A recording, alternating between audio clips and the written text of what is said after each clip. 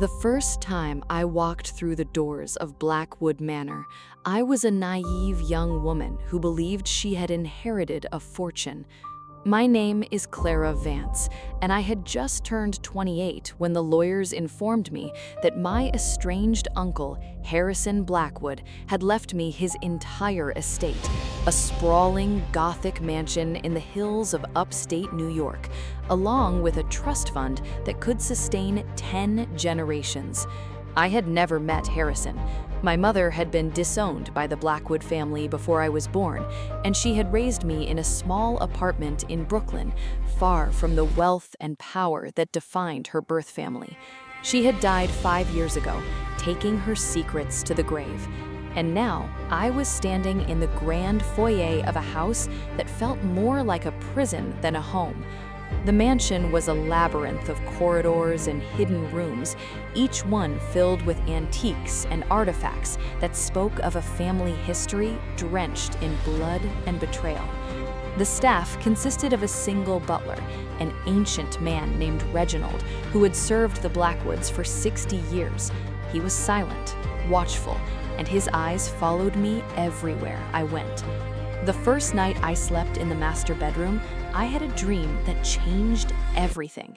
I dreamed of a room I had never seen before, a study lined with bookshelves, a fireplace crackling with flames, and a desk covered in letters.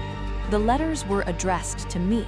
They were written in my mother's handwriting, and they contained secrets that would destroy the Blackwood legacy. I woke up in a cold sweat, my heart pounding. I had never seen that room in real life, but I knew it existed. I knew it was somewhere in this house, and I knew that my mother had left me a message that had been hidden for decades. I spent the next day exploring the mansion, searching for the room from my dream, but every time I thought I had found it, the layout of the house seemed to change. Hallways that led one way suddenly led another. Doors that had been locked were now open. Rooms that had been empty were now filled with furniture. The mansion was alive. It was shifting, and it was hiding something. Reginald appeared in the hallway, his face as impassive as ever. "You're looking for something, Miss Clara, but you won't find it. The house doesn't reveal its secrets to those who seek them. It reveals them to those who are ready." I stared at him, my mind reeling. "What do you know about this house?" Reginald smiled, a thin, cold smile that sent a shiver down my spine. "Everything, Miss Clara. Everything." I spent the next week trying to understand the mansion's secret. Every night I had a different dream, a different room, a different secret, a different piece of the puzzle. And every morning I would wake up and search for that room, only to find that the house had rearranged itself overnight. The rooms were not fixed. They rotated, shifted, and changed based on some logic that I couldn't decipher. I found a diary in one of the rooms, a leather-bound journal that had belonged to my mother. It was filled with her handwriting, her thoughts, her fears. She had lived in this house as a young woman, and she had discovered the same secret I was uncovering. The house was not just a building. It was a vault, a repository of family secrets that had been collected over generations. Each room contained a different crime, a different betrayal, a different piece of the Blackwood legacy. And the rooms changed every night because someone inside the house was actively rewriting history. Someone was trying to control the narrative. Someone was trying to keep the secrets buried. I confronted Reginald. "Who is doing this? Who is changing the rooms?"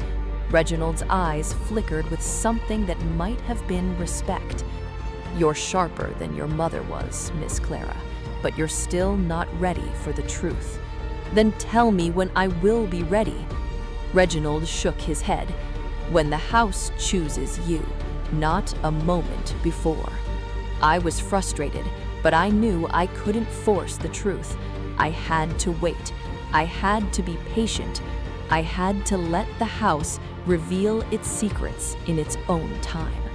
The turning point came on the 8th night. I dreamed of a room that was different from the others, a room that was empty, bare, stripped of all furniture and decoration. The walls were covered in writing, hundreds of names scrawled in what looked like blood. And in the center of the room was a single object, a photograph of my mother holding a baby, me. I woke up and ran through the mansion, my feet pounding against the marble floors. I searched every room, every corridor, every hidden alcove. And then I found it. The empty room, the writing on the walls, the photograph. The names were not random. They were the names of every Blackwood who had ever lived. And each name had a date next to it, a date of death. But there was a pattern. Many of the dates were wrong. Many of the names had been crossed out, replaced by other names. The history of the Blackwood family had been rewritten. Someone had erased entire branches of the family tree. Someone had changed the dates of death. Someone had tried to control the narrative of the family's history. I felt a chill run down my spine. The mansion was not just a vault, it was a weapon, and someone was using it to rewrite the past. I began to investigate the names on the wall. I cross-referenced them with public records, with historical documents, with the family archives, and I discovered something that shattered everything I thought I knew. My mother was not the disowned daughter of the Blackwood family. She was the rightful heir. My grandfather, Harrison Blackwood, had stolen the inheritance from her. He had manipulated the records, changed the dates of death, and erased her from the family tree. He had done it to protect his own power, and he had done it because my mother had discovered the truth about the mansion.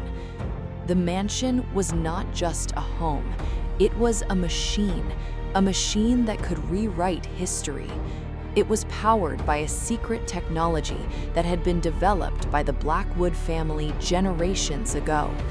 The rooms changed because the machine was constantly updating the records, altering the past and shaping the future. My mother had tried to stop it. She had tried to expose the truth, and she had been silenced, disowned, erased. I felt a surge of rage. My mother had been a victim of a family that had sacrificed everything for power, and now I was going to avenge her. But I knew I couldn't do it alone. I needed help. I needed someone who understood the machine. I needed someone who could help me destroy it. I found that someone in the form of a journalist named David Chen.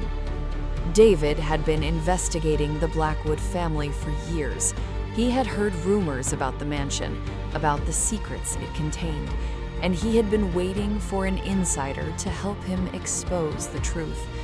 We met in a coffee shop in Manhattan, far from the prying eyes of the Blackwood estate. David was sharp, cynical, and completely unimpressed by the wealth and power of the family. He had seen too much corruption, too much suffering to be easily impressed. "I know about the machine," he said. "I've been tracking it for years. It's a neural network, a system that uses quantum computing to rewrite historical records. It was built by the Blackwood family to protect their legacy, but it's been corrupted. It's not just rewriting history, it's creating history. It's creating a narrative that benefits the people who control it." I stared at him, my mind reeling. How do we stop it? David's eyes were cold. We can't, but we can expose it. We can tell the world what's happening, and we can force the people who control it to face the consequences. It was a risky plan. It could get us both killed, But I didn't care. I had already lost my mother. I had already lost my past. I was not going to lose my future. We spent weeks planning our attack. We gathered evidence. We contacted journalists, activists, and government officials. We built a case that would destroy the Blackwood legacy. And then, on the night of the full moon, we returned to the mansion. The house was different that night.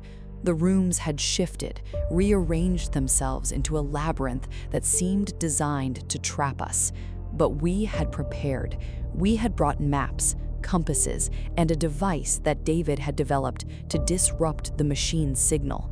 We made our way through the corridors, past the rooms that held the secrets of generations. We found the heart of the machine in the basement, a room that pulsed with a strange, eerie light. The walls were covered in screens, each one displaying a different version of history. And in the center of the room was a console, a control panel that allowed someone to rewrite the past. We began to download the data, but we were interrupted by a familiar voice. "Reginald, I knew you would come," he said. "I knew you would try to destroy everything your family built." I turned to face him. "This isn't about the family. It's about the truth." Reginald laughed. "Truth? There is no truth. There is only power, and power belongs to those who take it." He pulled out a gun. David moved to protect me, but I pushed him aside. "Reginald, I know you were my mother's friend. I know you loved her. Why are you doing this?" Reginald's eyes filled with tears. "Because I loved her, and she loved you, and I will not let you destroy her legacy." I stared at him, confused. "Her legacy?" Reginald nodded. "Your mother was not the victim you had believed. She was the architect. She built the machine. She controlled the narrative. And she left you the mansion because she wanted you to continue her legacy." I didn't know whether to laugh or cry. My entire life had been a lie. My mother was not the victim I had believed. She was the villain, and I was the heir to her throne. I spent hours in the basement, staring at the console, processing the revelation. My mother had been a brilliant scientist, a woman who had discovered the secret to rewriting history. She had used that secret to protect the Blackwood family, to erase the crimes of the past, and to build a legacy that would last for generations. But she had also been a mother. She had loved me, she had protected me, and she had trusted me to continue her work. But I couldn't. I couldn't become what she had been. I couldn't rewrite history. I couldn't control the narrative. I had to break the cycle. I destroyed the machine. I deleted the data. I erased the history that had been written. And in doing so, I freed the future from the weight of the past. Reginald watched me, his eyes filled with a mixture of anger and sorrow. "You've destroyed everything," he said. "Everything she built." I shook my head. "I've destroyed the prison. I've freed the people who were trapped inside." Reginald didn't respond. He just turned and walked away, disappearing into the shadows of the mansion. I never saw him again. The aftermath was chaotic. The revelation of the machine's existence sent shockwaves through the world. Governments investigated. Historians questioned. The Blackwood legacy crumbled. But I didn't care. I had done what I believed was right. I had destroyed the machine. I had freed the future, and I had finally found peace. I left the mansion that night, never to return. I sold the estate, donated the proceeds to charity, and started a new life. I became an advocate for truth, a voice for the silenced, a defender of the past, and I never spoke of the mansion again. But the memory stayed with me. The memory of the rotating rooms, the hidden secrets, the family crimes, and the memory of my mother, the woman who had loved me and betrayed me in equal measure. I forgave her, not because she deserved it, because I deserved peace. Years later, I returned to the site of the mansion. It had been demolished, replaced by a park that was open to the public. Children played on the grass, their laughter echoing through the trees. The secrets of the past had been buried, forgotten, and finally laid to rest. I sat on a bench, watching the children play, and I felt a sense of closure that I had never thought possible.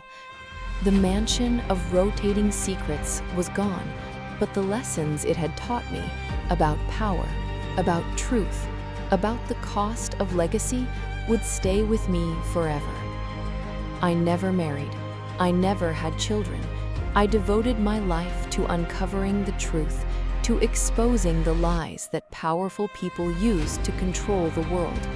And in doing so, I became the opposite of my mother. I became a force for good, a force for justice, a force for truth.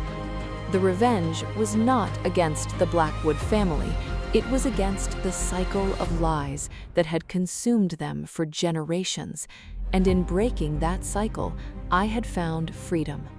The story of Clara Vance became a legend, a cautionary tale about the dangers of rewriting history. But for me, it was something simpler. A beginning I had never thought I deserved, and a future I would build with my own hands, one truth at a time. The mansion was gone, the secrets were buried, the family was scattered, but I was still here, and that, in the end, was the most powerful revenge of all. The final twist came when I discovered a letter in my mother's old belongings, a letter she had written on the night before she died. Clara, if you're reading this, you've already done what I could never do. You've broken the cycle. You've built something new. I am proud of you, not because you destroyed the machine, because you saved yourself. I was wrong to try to control the narrative. I was wrong to try to rewrite history. I was wrong to manipulate your life. But I loved you. I loved you more than anything, and I hope you can forgive me. I read the letter 100 times, each time feeling the weight of her words. My mother had been a monster, but she had also been a woman who had loved me in her own broken way. And I realized that the revenge was not about punishing the guilty.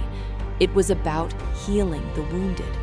And in healing myself, I had healed her too. The mansion of rotating secrets was gone, but the lessons it had taught me would stay with me forever. And in the end, that was the only legacy that mattered.